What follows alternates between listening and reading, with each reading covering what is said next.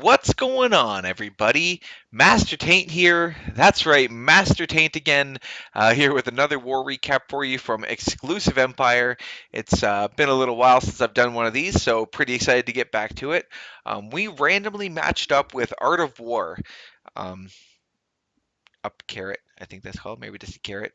um, uh, they are one of the best war clans in the game. One of the best elite war clans in the game. I will give them the credit where credit is due. Like they are really good at what they do. They have a strong family. They ended up getting 27 3 stars against our clan, where we ended up getting 23 against them. We had another few raids that were really close, but did not end up getting the 3 star in the end. Of course, everything that wasn't 3 star was 2 starred all the way down. Some of them were some, like I said, some high percentage 2 stars, but just didn't end up getting the three. So some raids I want to show you today. The first one is going to be by me versus their number 6. Okay, it's a pretty good base. It's near maxed out Town Hall 11. I believe that's only a level 1 Eagle, but everything else is near maxed out. Wizard Towers are all up except for the new one, which is at the Town Hall 10 level. Archer Queen gets dropped at the left side of the base here with 5 healers in behind her. We use 5 healers because it's more than 4 and less than 6, and that's really important. So the Archer Queen begins taking out a few of the defenses at the bottom side of the base here. You can see that her health does end up getting a little bit low, almost close to half, but she does get that cannon and that Archer Tower taken care of, and the healers are able to keep her back up. All that's on her right now is his Expo, and you can see that you think the Archer Queen would pass down to the bottom side of the base there, but she actually passed up to the top. This was completely planned out and was absolutely ready for it. What I wasn't ready for is what's coming up here is wall breakers almost fail. They do target different walls and almost get taken out by this Expo. Luckily, they do manage to break through just one little section of wall, just enough to get the Archer Queen in the inside there. You can see one wall breaker decided to split off on his own. Luckily, with the splash damage that he caused, plus the other two wall breakers, they were able to get into that compartment. If that had failed, the Archer Queen would have just kept walking around the outside of the base, and I wouldn't be able to come in here and get the air defense taken care of.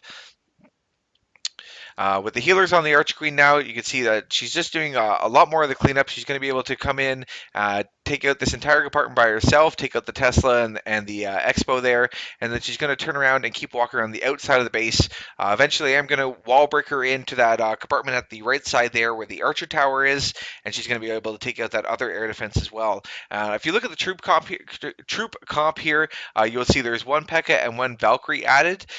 If you look at the core, it's actually pretty condensed. So with these giants, P.E.K.K.A., Barbarian King, and Valkyrie are going to be able to take out that entire core where the Eagle and the both Inferno Towers, the Wizard Tower, the Archer Queen, everything is in the center there. So as soon as the Archer Queen has finished cleaning up this outside of the base here, you see the wall breakers are going to come into that compartment there. They were supposed to go for the corner as well.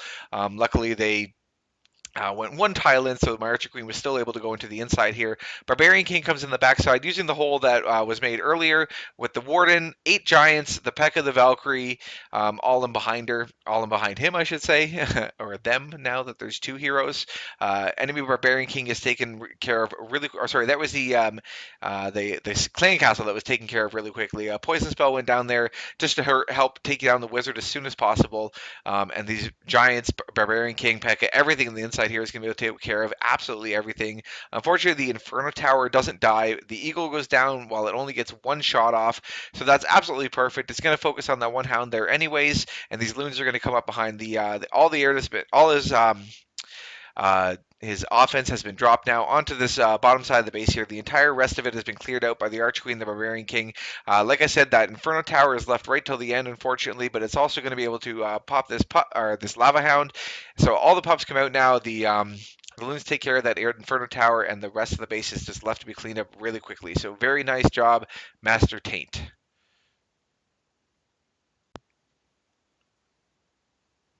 All right, and the next attack we're going to look at is by I don't know how to say this. Is it Eclipse or is it like Sean Connery? Eclipse, because it's got that H in there. So Maybe he just doesn't know how to spell. I'm gonna get Eclipse some spelling lessons so he learns how to spell.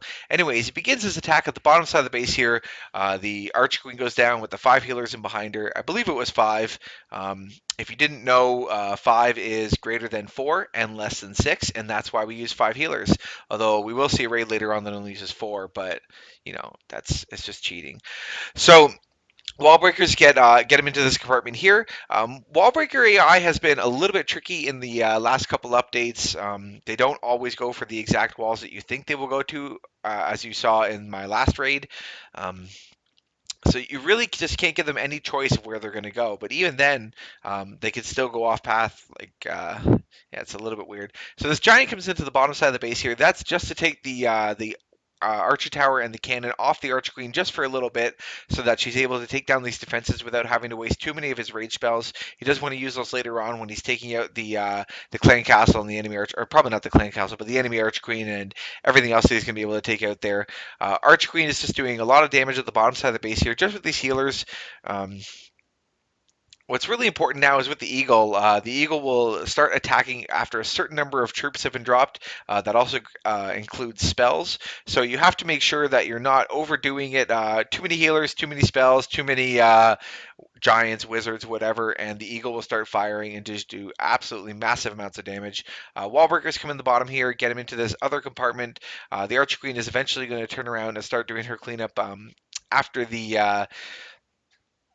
enemy CC has been taken care of here. This raid's really cool because it is not a hound raid like we see normally. It is a witch raid. So all these witches come into the bottom side of the base here with some wizards to help clean up the funnel. The warden and the barbarian king are going to come in behind them and just do massive amounts of damage. This rage spell comes right over the core here. So as soon as they move in towards this Inferno Tower. You can see that Tesla got frozen before it was even able to pop up. The Eagle, unfortunately, doesn't get frozen in that. It was way more value to freeze the Inferno Tower and the Wizard Tower. But these two Rage Spells goes down with the Barbarian King, able to take out the enemy Archer Queen really quickly. His Archer Queen comes down, cleans up the Eagle, and then, like I said, goes into this next compartment and just starts doing a bunch of cleanup on her own. Then she's going to shoot her way into the top and just keep going on. Two loons come in at the top side of the base here. Almost when all the air defenses are down, you can see there is that one, but it is going to be out of range of them until it's way too late. This Archer Tower unfortunately gets focused on one of the loons instead of on the witches like you'd want it to, so it doesn't get taken down by this other loon. It is going to die before taking it down. But you see the enemy Archer Queen, or his Archer Queen, sorry, not the enemy Archer Queen, still has so much health here. She's at full health because of the healers and the inside of the base. There's only one defense left, or actually there's quite a few defenses left. There's 4 defenses left, but they're not going to be any problem. He has all of his heroes left alive. He has a bunch of witches left alive. The warden and the archer queen are at full health, so this base is going to go down really quickly. So very nice job, Eclipse. All right, and the next attack we're going to look at is by Master Rouse or Ruse. Master Ruse, I like that better. It's a pretty interesting base. It's not the typical base that you see, but yeah, he completely exploits this base. He's able to take care of almost the entire thing with just his Archer Queen, and then he just absolutely demolishes the rest of it with the hounds and the loons and the minions and all that kind of stuff. So this one only uses 4 healers. I don't know if you know this, but 4 is more than 3 and less than 5. So that's why he's going to use that in this raid. So the Archer Queen comes in here with the Warden behind her, the 4 healers, going to be able to take care of this Archer Tower, the air defense there, and that Tesla that pops up. And then she's going to walk down towards the bottom side of the base here.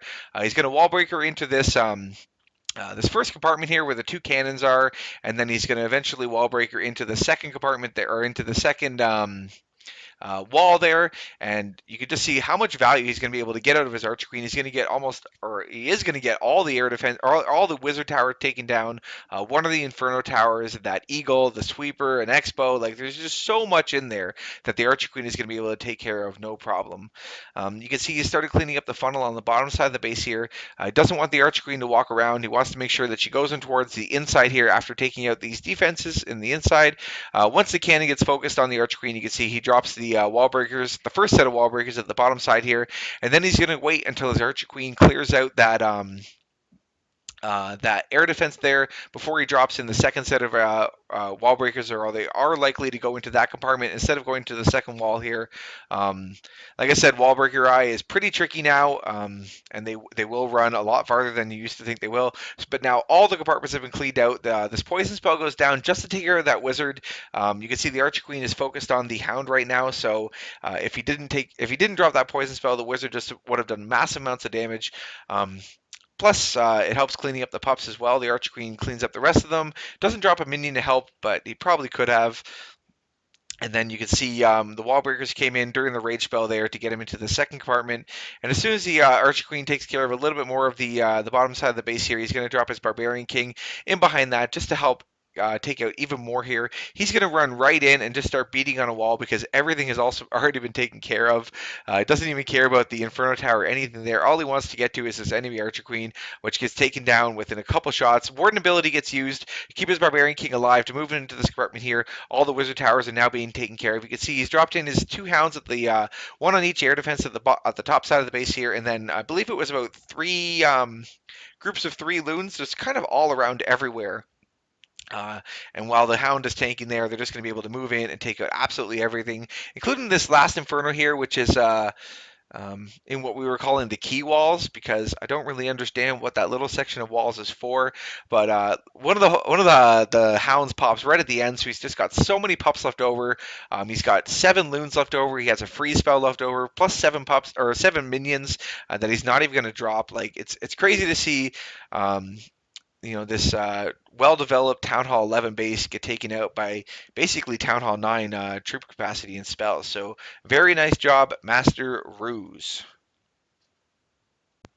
All right, I have a couple more attacks to show you today. I really would like to show every single attack. Unfortunately, I don't have time. I do like to do the commentary, and I just would never be able to do it for every single raid. If you do want to see our 3-stars, you can go check out JayOhhVee's channel, at least for Hard Wars. He uploads every single 3-star, so if you want to see all 23 attacks, you can go check that out. I'll try to link it in the description if I remember.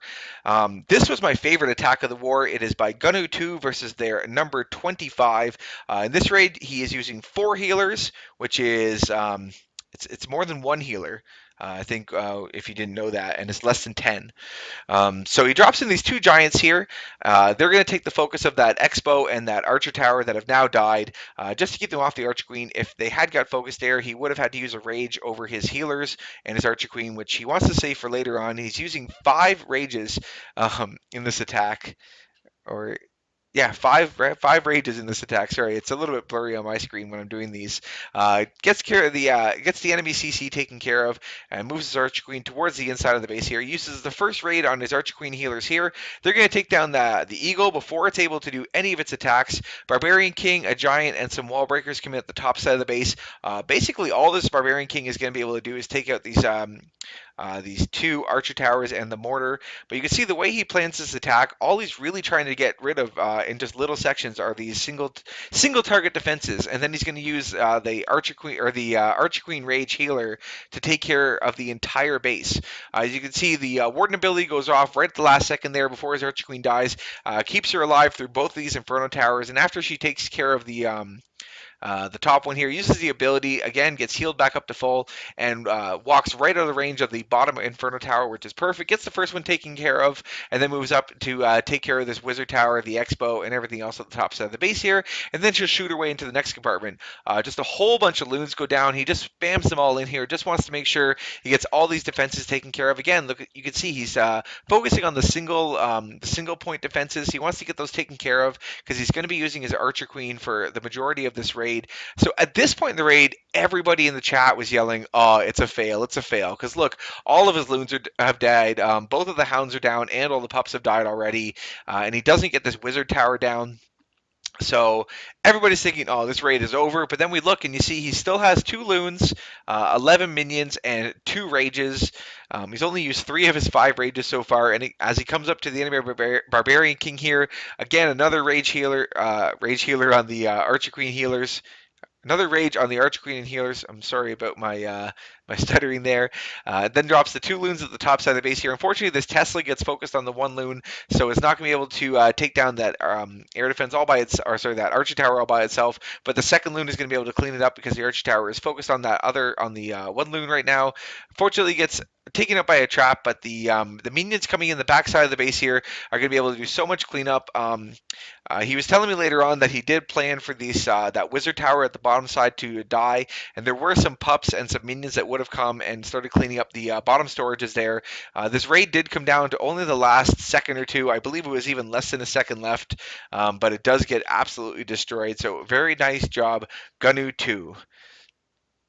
Minions. 14 minions on that raid. Crazy. Ah, crap. Huh. And we're back with the last attack of this recap. This one is by Temujin versus their number 31. Again, in this raid, he's using 4 healers, which is just the right amount. Just the right amount of healers. You can see that he gets the healers on these giants instead of putting them on the Archer Queen.